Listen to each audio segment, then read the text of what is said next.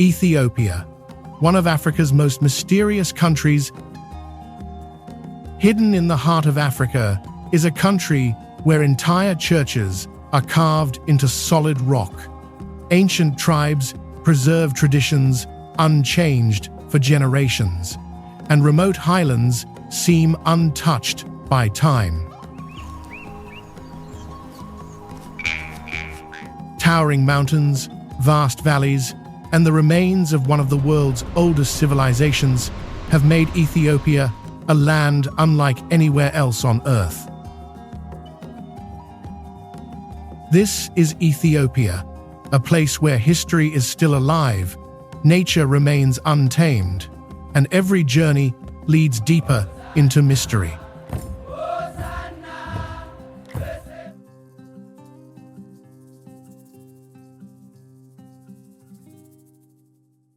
Abuna Yemata Guh, Tigra. Abuna Yemata Guh appears on the steep cliffs of Tigra, where the journey begins with a fear of heights even before the church comes into view. The way up is made of bare rock climbs, where people must hold onto the cliff with their hands and place their feet on narrow ledges. The higher you climb, the wider the tracé landscape opens below, with dry cliffs and deep empty spaces right beside the path. At the end of the journey, a small stone doorway leads into the church, hidden inside the mountainside, almost cut off from the outside world. Outside are strong winds, harsh sunlight, and deep drops. Inside are ancient wall paintings, dim light, and a quiet place of worship. What makes Abuna Yemata Guh special is the feeling that visitors must climb with their own bodies to come close to the faith hidden in the rock.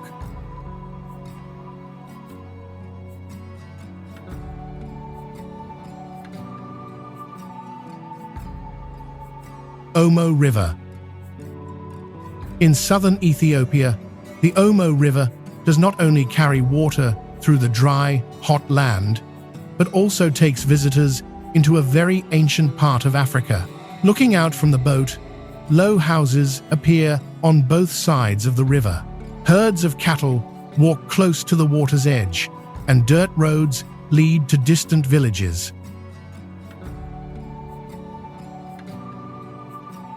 Beneath this land, ancient layers of sediment have preserved many important fossils, making the lower valley of the Omo a special place in the story of human origins.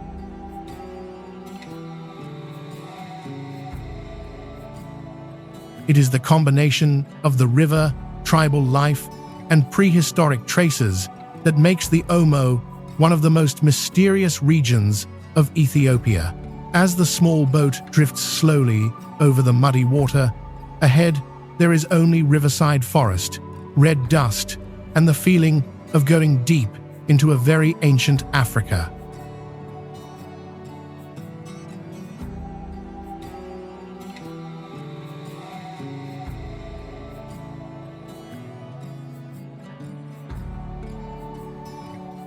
Blue Nile Falls enters the story through the sound of water before the whole waterfall appears. The roar grows louder, mist rises, and then the Blue Nile rushes down the cliff like a white curtain in motion. The local name Tisat is often understood as smoking water. And in the season of strong flow, that name becomes very clear in the white mist rising from the foot of the falls. The flow here can change with the seasons. So at times the falls are a fierce wall of water, and at other times they reveal more of the rocks behind them. That change is exactly what makes Blue Nile Falls feel alive, like a place that never appears exactly the same from one moment to another. At Blue Nile Falls, Ethiopia has not only rock, fire, and salt, It also has a current strong enough to remind us that this country is also the starting point of great river journeys.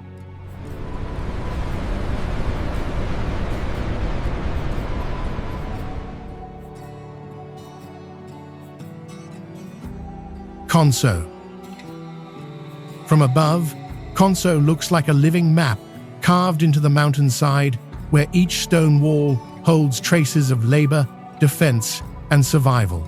The dry stone terraces hold soil, hold water, and turn a harsh, dry environment into land that can be farmed across many generations.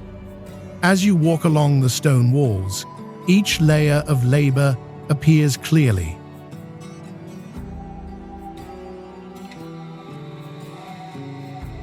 Stones are stacked, water is held back, and villages sit like fortresses on high ground.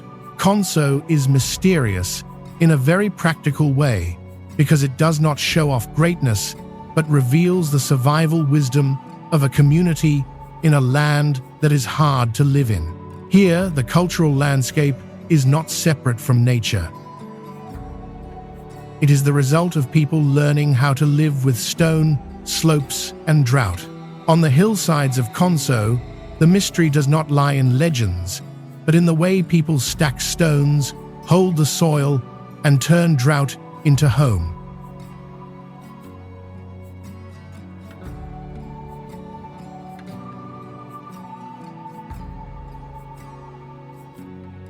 Yeha. Yeha takes Ethiopia even farther back than Axum, to an ancient layer that almost remains only in stone. This structure is often linked to the pre-Axumate period before Axum became a great kingdom of the Horn of Africa. Standing before Yeha, the feeling does not come from height or color, but from the simplicity of an architecture that has lasted for thousands of years. The dry stone walls make this place feel closer to archaeology than to tourism, as if each stone block were holding on to the opening part of Ethiopia's history. In Yeha, Ethiopia returns to its first mysterious layer of stone, where the ancient walls still stand silent, like the unerased opening of a civilization.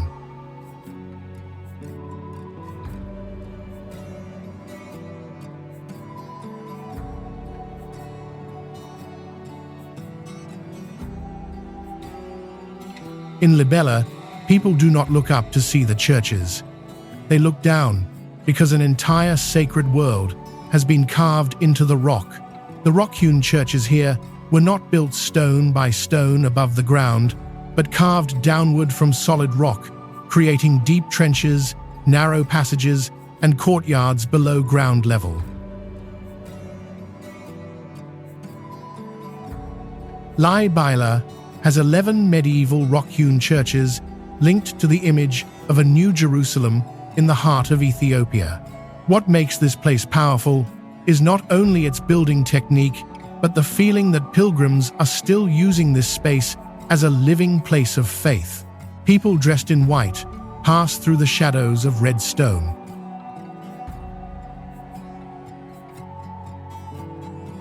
Priests stand in dark doorways, and prayers echo from the narrow passages, making the architecture no longer feel like a dead monument.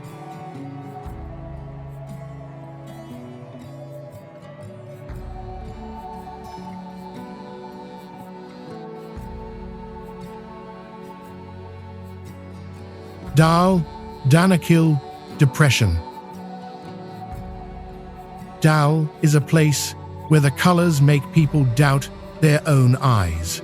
Inside the Danakil Depression, the ground shifts from salt white to sulfur yellow, acid green, and iron orange, as if someone had poured chemicals over a dead desert. But the beauty here is not gentle at all. It comes with heat, fragile mineral surfaces, and the feeling that every step must be taken carefully. Dal is an extreme hydrothermal system where salt, acid, and minerals create shapes that look almost alien. Stepping into Dal is not about finding comfortable life, but about seeing the line between beauty and the harshness of Earth. Dal leaves an unbelievably mysterious feeling, a place so beautiful it seems unreal, yet so harsh that every color on the ground reminds people to keep their distance.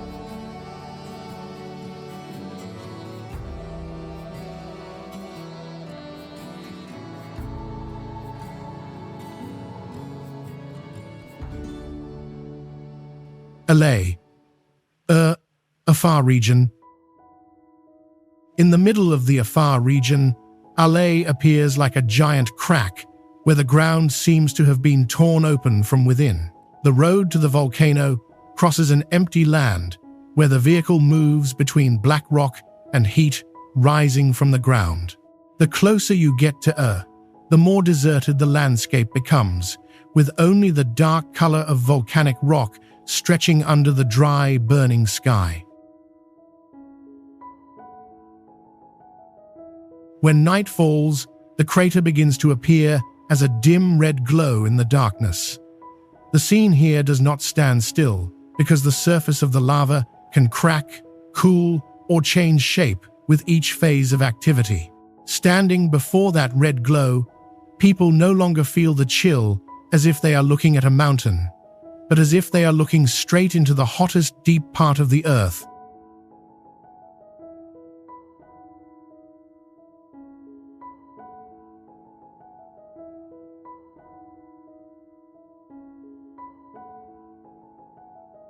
In Gondar, Ethiopia does not appear through deserts or tribes, but through city walls, stone towers, and palaces that once belonged to emperors. From a distance, the Faisal Gbi fortress appears like a royal stronghold, with a large stone gate and thick walls surrounding it. On the old wall surfaces, the marks of time are clear in worn stone, dark moss, and cracks running along the structure. In the wide stone courtyard, people seem smaller before the old walls, arched doorways, and watchtowers that have stood for many centuries. Faisal Gbi makes Ethiopia mysterious in a different way because it shows that this country once had a powerful courtly world on the highlands.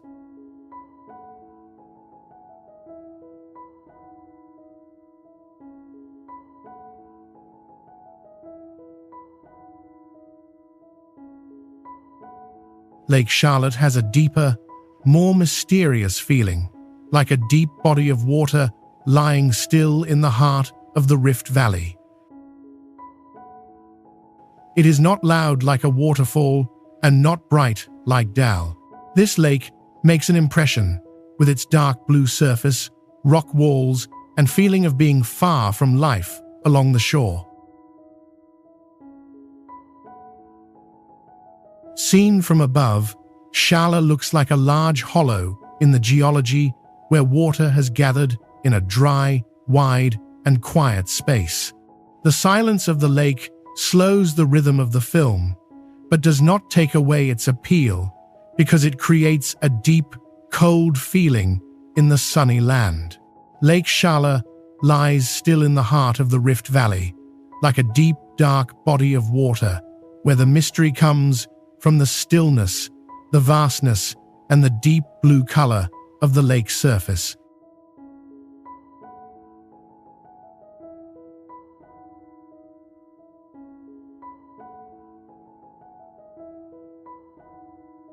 Mago National Park. In southern Ethiopia, Mago National Park appears like a doorway into Omo, where wild nature stands close to some of Africa's most mysterious cultural communities. The red dirt road crosses the dry savanna, leading people into a land where animal tracks are more common than tire marks. In the stillness of the morning, antelopes, giraffes, and many kinds of birds appear across the wide grass before the heat covers the land. Around the park, communities in the Omo Valley still keep customs and rituals that have been tied to this land for many generations. Each mile deeper into Mago makes the traces of the modern world slowly disappear, leaving only nature and a primal rhythm of life, not volcanoes or rock-hewn churches.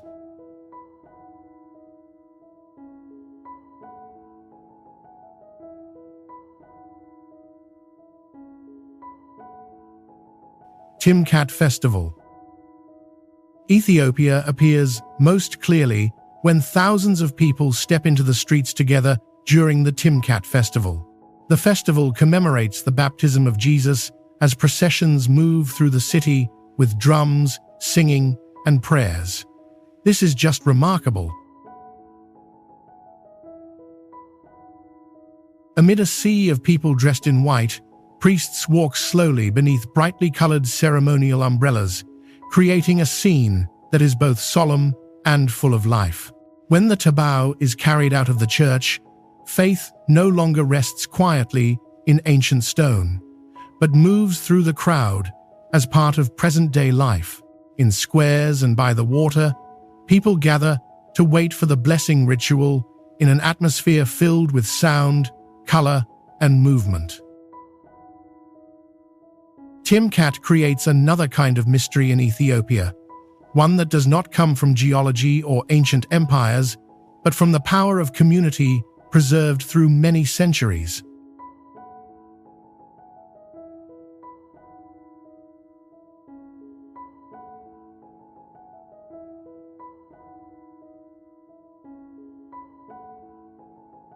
Ras Dashen. Ras Dashen is not only the highest mountain in Ethiopia, but also a challenge that makes every step feel heavier. The journey to the summit passes through highland villages, rocky slopes, cold grass, and steep sections that clearly change the rhythm of your breathing. At nearly 14,930 feet, the landscape no longer feels soft. Everything becomes sparse, cold, and wide, as if Ethiopia has lifted the whole ground close to the sky. Ras Dashen feels very personal because the altitude is not only seen with the eyes, but almost felt through each breath and each step.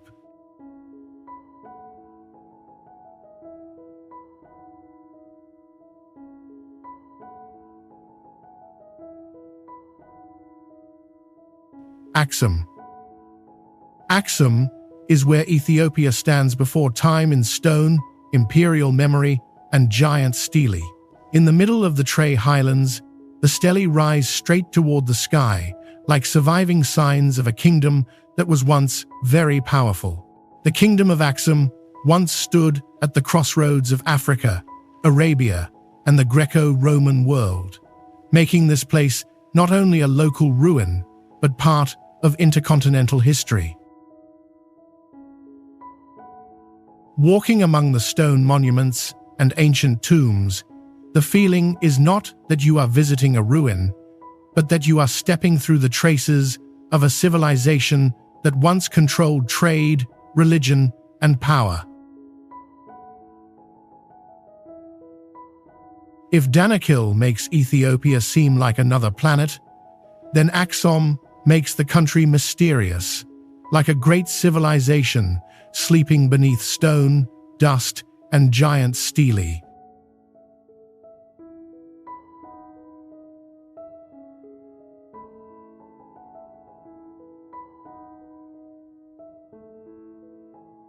Simien Mountains. Imagine a place where the world seems to grow quiet, where the chilly air covers the Simien Mountains in Ethiopia. This is one of Africa's most dramatic mountain landscapes, with sharp peaks, deep gorges, and cliffs rising like natural fortresses. On the cold grasslands, groups of galadas sit together, bending down to pull up blades of grass in the highland wind.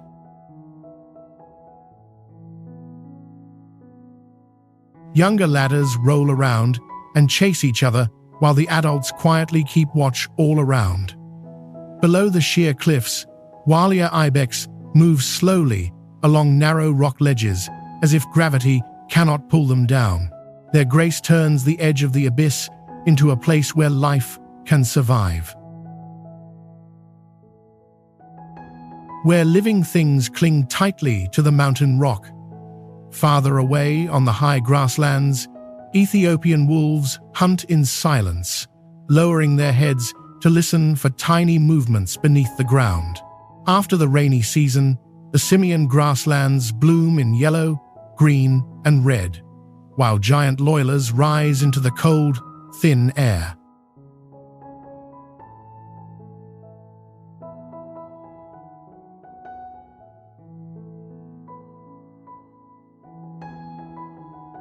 Sof Omar.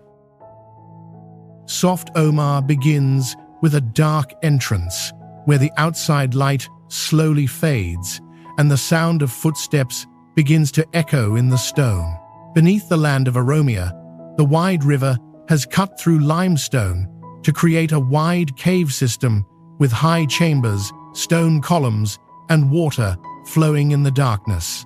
Those who enter Sof Omar are not just visiting a cave, but stepping into a space where sounds become louder, breathing feels clearer, and the darkness seems to wrap around the body.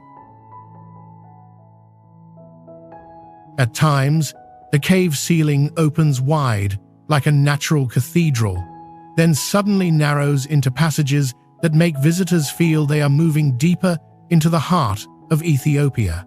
The deeper one goes into Sof Omar, the more mysterious Ethiopia becomes. No longer a sunlit highland, but a cold, dark, underground world filled with the sound of water.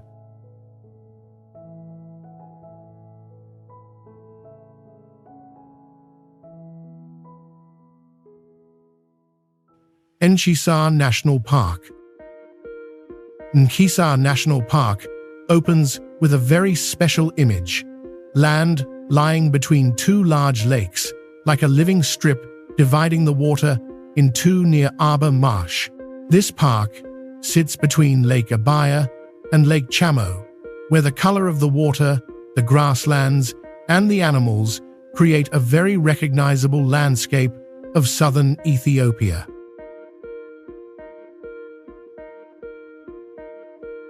On the plains, zebras and antelopes appear in the wind.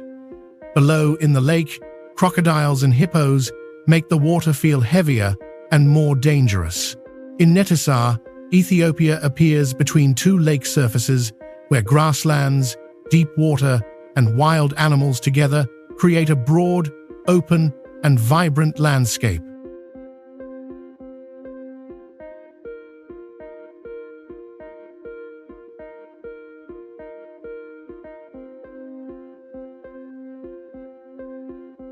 Gondar is the place where Ethiopia shows a royal face more clearly than any other city on this journey.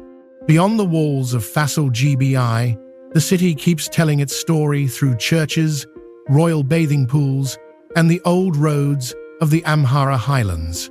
Passing through Gond, you see not only castles, but a city that once revolved around ceremony, power, and religious life.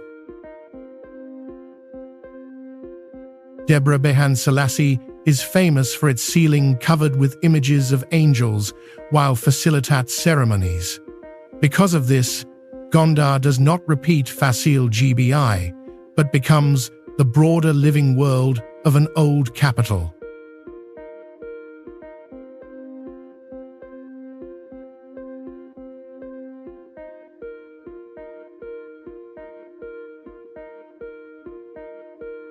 Abijatta-Shalla. From the dusty roads of southern Ethiopia, Abijatta-Shalla opens up with two wide lakes set in the hot, dry Rift Valley. On one side is shallow, bright Lake Abatta, where the water spreads under the sun and waterbirds gather near the shore. On the other side, Lake Shala is deeper and darker, lying quietly among cliffs, small islands, and a wide open space, almost without human voices.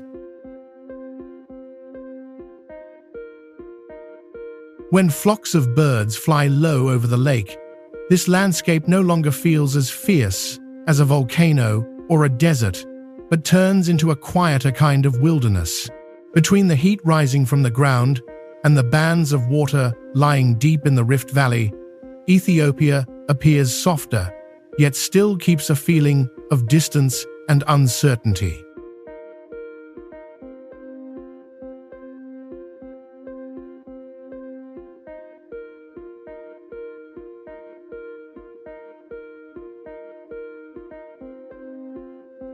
Near Lalibela, Krestos is hidden inside a large cave where darkness covers most of the structure before visitors step in. From the cave entrance, the church front appears with alternating layers of stone and wood standing out against the dark rock wall behind it. The dim light inside the cave makes the walls, wooden columns, and door frames feel older, heavier, and quieter.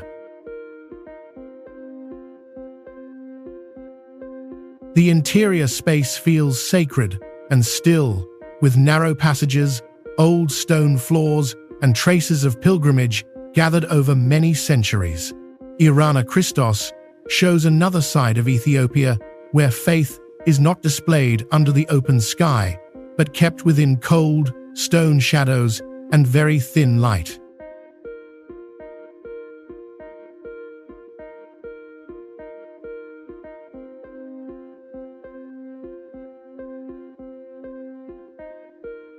Lake Langano.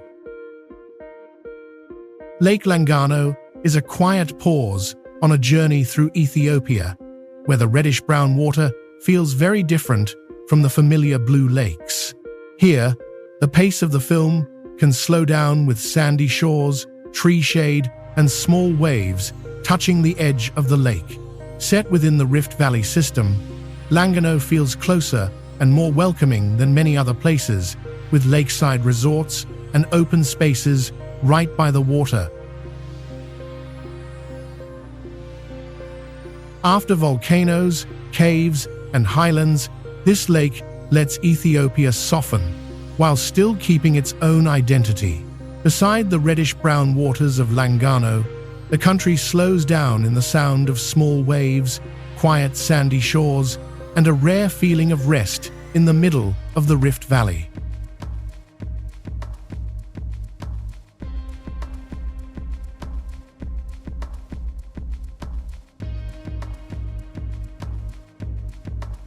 Awash National Park. Awash National Park brings Ethiopia into a wilder rhythm, where a river, waterfalls, grasslands, and animals all appear in one dry land. The Awash River cuts through a rocky gorge, creating waterfalls and green strips along the river amid the sun's scorched landscape. As the vehicle moves through the park, antelopes, kudos, baboons, and many kinds of birds may appear among the low bushes.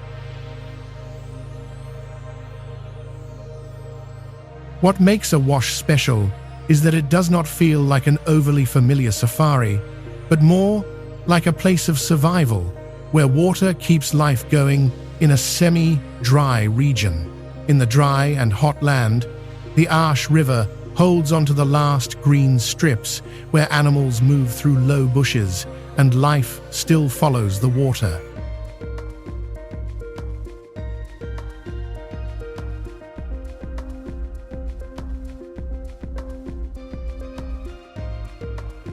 Wukro Cherkos.